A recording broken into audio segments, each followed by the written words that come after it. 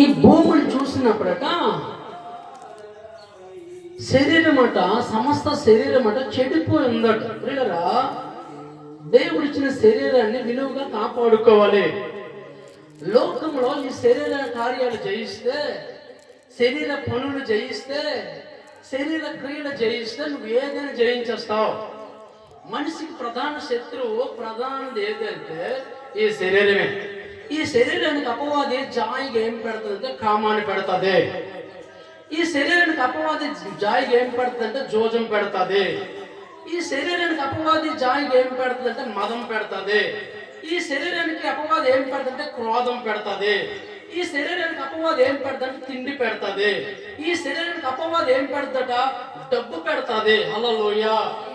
అందుకే ఈ శరీరాన్ని అట దేవుడు చూసినప్పుడట, అయ్యో నేను చేసిన శరీరాన్ని భూమి మీద మనుషులట చెడగొట్టుకున్నారు.